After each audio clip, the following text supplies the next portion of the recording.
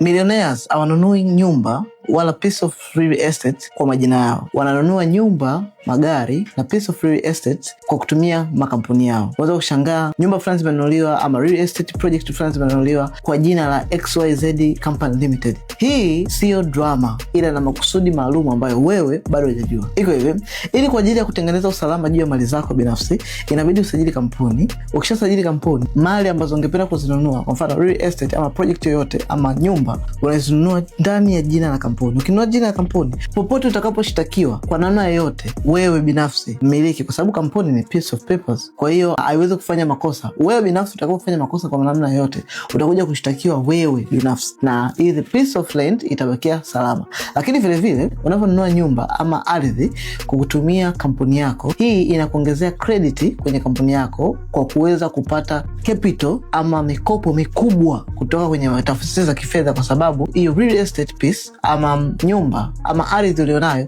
iko chini ya jina la kampuni. Kwa kampuni yako itakuwa na access nzuri ya kuweza kupata mikopo. Lakini kingine, unaponunua nyumba na mtu kwa pamoja, ukinunua kwa jina la kampuni inakuwa rahisi, kwa sababu nyinyi wamiliki badala ya kuanza kuzozana hili ya nani, nyinyi mtaweza kugawana share. Yani kwamba wewe atakuwa 60% au 40%, then ikitokea inauzwa ama ikitokea inapelekwa sokoni, baada ya kuwa imeshaongezeka value thamani, nyinyi mgawani hela inayopatikana, nyinyi mnakuja kugawana share za kampuni ambazo zinapatikana.